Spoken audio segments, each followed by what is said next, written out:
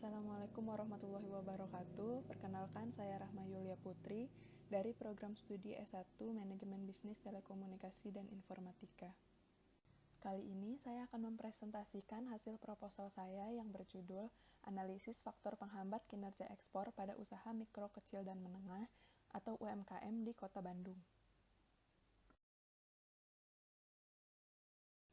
Topik yang akan dibahas pada presentasi kali ini yaitu latar belakang, pertanyaan penelitian, tinjauan pustaka, hipotesis, karakteristik penelitian, populasi dan sampel, tahap penelitian, dan juga jenis data dan teknik pengumpulan data.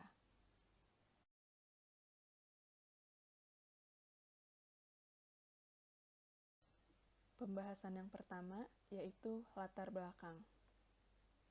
Latar belakang pada penelitian ini yaitu jumlah UMKM yang terus meningkat, di mana seperti yang kita lihat pada tabel berikut ini, pada tahun 2017 dan 2018 terjadi kenaikan jumlah UMKM sebanyak 1.271 unit UMKM.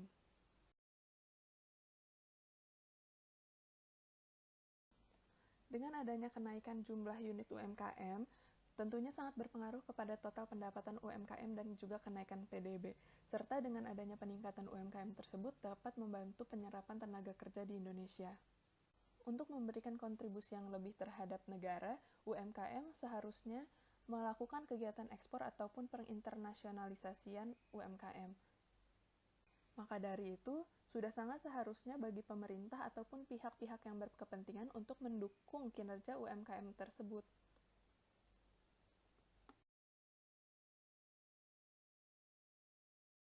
Seperti yang dilakukan oleh pemerintah Kota Bandung.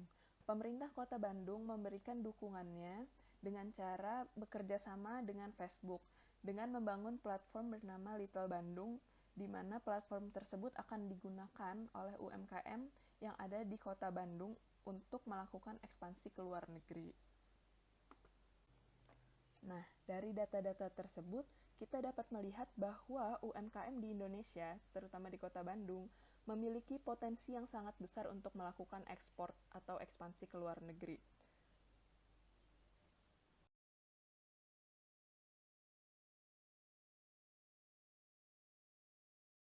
Nah, pertanyaannya, berapa banyak UMKM yang sudah berhasil melakukan ekspor di Indonesia? Jawabannya, masih sedikit sekali UMKM yang melakukan ekspor di Indonesia. Apalagi di Kota Bandung. Di Kota Bandung, berdasarkan data yang didapatkan dari Dinas UMKM Kota Bandung, belum ada satupun UMKM Kota Bandung yang berhasil melakukan ekspor atau ekspansi ke luar negeri. Hal tersebut menunjukkan bahwa adanya hambatan-hambatan yang dihadapi UMKM untuk melakukan kegiatan ekspor atau ekspansi ke luar negeri. Maka, pertanyaan-pertanyaan penelitian yang diajukan dalam penelitian ini yaitu, yang pertama, bagaimanakah pengaruh faktor eksternal terhadap knowledge? Kedua, bagaimanakah pengaruh faktor eksternal terhadap research? Ketiga, bagaimanakah pengaruh faktor eksternal terhadap prosedur? Yang keempat, bagaimanakah pengaruh faktor eksternal terhadap marketing? Yang kelima, bagaimanakah pengaruh knowledge terhadap hambatan ekspor? Keenam, bagaimanakah pengaruh research terhadap hambatan ekspor? Yang ketujuh, bagaimanakah pengaruh prosedur terhadap hambatan ekspor? Yang kedelapan, bagaimanakah pengaruh marketing terhadap hambatan ekspor? Bahasan selanjutnya yaitu tinjauan pustaka. Teori yang digunakan dalam penelitian ini yang pertama ada hambatan ekspor. Menurut Arteaga Ortiz dan Fernandez Ortiz menjelaskan bahwa hambatan ekspor adalah semua faktor yang berasal dari internal maupun eksternal perusahaan yang dapat mengganggu atau mempersulit perusahaan dalam melakukan ekspor. Selanjutnya digunakan juga teori mengenai knowledge barriers. Menurut Arteaga Ortiz dan Fernandez Ortiz mengatakan bahwa hambatan pengetahuan atau knowledge dapat mencakup hambatan seperti kurangnya informasi mengenai kegiatan ekspor yang dimiliki perusahaan, serta perusahaan yang tidak tahu tentang aspek-aspek dasar dalam kegiatan ekspor. Teori selanjutnya yaitu mengenai resource barriers. Secara umum, hambatan sumber daya atau resource adalah segala bentuk hambatan yang timbul dari semua masalah sumber daya, mulai dari keuangan hingga sumber daya manusia itu sendiri. Hal ini juga diungkapkan oleh Arteaga Ortiz dan juga Fernandez Ortiz. Selanjutnya adalah prosedur barriers. Hambatan prosedur adalah hambatan yang muncul pada prosedur dalam melaksanakan kegiatan ekspor. Dalam melaksanakan kegiatan ekspor, diperlukan pengetahuan dan keterampilan khusus tentang prosedur ekspor serta penanganan dokumen-dokumen yang dibutuhkan dalam melaksanakan kegiatan ekspor. Hal ini diungkapkan oleh Kahia dan Dian.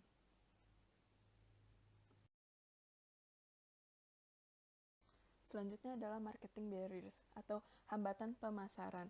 Pada hambatan pemasaran, umumnya berarti hambatan yang muncul pada bagian pemasaran ketika melakukan kegiatan ekspor. Hambatan ini akan muncul karena adanya tuntutan untuk memodifikasi atau memperbaharui bauran pemasaran untuk menyesuaikan dengan pelanggan internasional. Hal ini diungkapkan oleh Kahia dan Dian. Selanjutnya hambatan eksogen atau exogenous barriers, yang merupakan hambatan yang ada akibat ketidakpastian yang ada di luar perusahaan, yang ada di pasar internasional dan tidak bisa dikendalikan langsung oleh perusahaan, seperti tindakan yang dilakukan oleh pihak-pihak yang bersangkutan seperti pemerintah, pesaing, serta penawaran dan permintaan terhadap barang.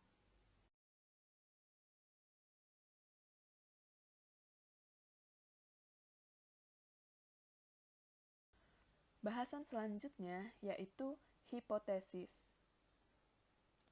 Adapun hipotesis atau dugaan sementara yang diajukan dalam penelitian ini, yaitu variabel eksogen berpengaruh positif terhadap knowledge barrier, variabel eksogen berpengaruh positif terhadap resource barrier, variabel eksogen berpengaruh positif terhadap prosedur barrier, variabel eksogen berpengaruh positif terhadap marketing barriers, variabel knowledge berpengaruh positif terhadap export barriers, variabel resource berpengaruh positif terhadap export barriers, variabel prosedur berpengaruh positif terhadap export barriers, serta variabel marketing berpengaruh positif terhadap export barriers.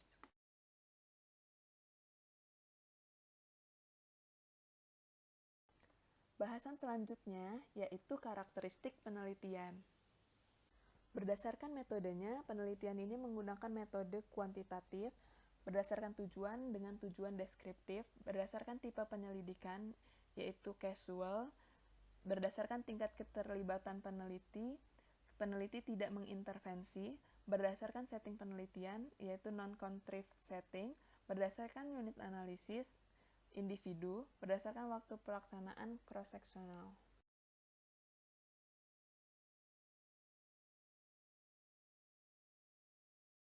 Bahasan selanjutnya yaitu populasi dan sampel. Yang pertama, populasi. Menurut Indrawati 2015, populasi adalah keseluruhan jumlah dari suatu kelompok orang, peristiwa, atau benda yang menarik untuk diteliti. Maka dari itu, pada penelitian ini, populasi yang dimaksud adalah seluruh pemilik usaha mikro, kecil, dan menengah atau UMKM dengan jumlah sebanyak 6.182 unit UMKM di Kota Bandung. Selanjutnya, sampel. Dalam menentukan sampel dalam penelitian ini digunakan teknik simple random sampling dengan penggunaan rumus Slovin yaitu N sama dengan N per 1 plus NE pangkat 2. Berdasarkan perhitungan menggunakan rumus Slovin tersebut, dengan tingkat margin of error sebesar 5%, didapatkan hasil sampel sebanyak 399 dan akan dibulatkan untuk mempermudah perhitungan menjadi 400.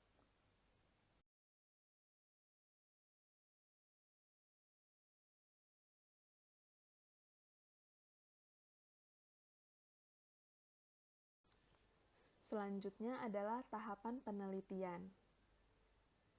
Tahapan-tahapan yang akan dilakukan dalam penelitian ini adalah yang pertama mengidentifikasikan masalah, kemudian merumuskan masalah, menentukan landasan teori, menentukan hipotesis, kemudian menentukan kerangka pemikiran dan juga variabel, kemudian menentukan populasi dan sampel, pengembangan instrumen, pengumpulan dan analisis data, serta yang terakhir yaitu penarikan kesimpulan dan juga saran.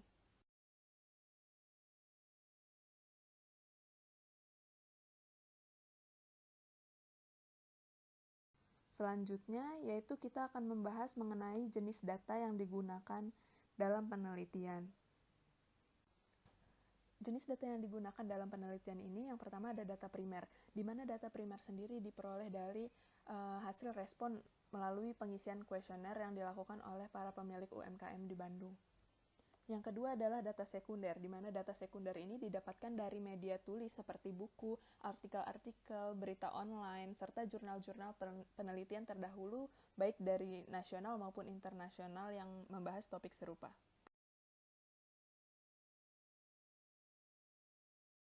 Sekian untuk penjelasan mengenai proposal analisis faktor penghambat kinerja ekspor pada UMKM di Kota Bandung. Terima kasih.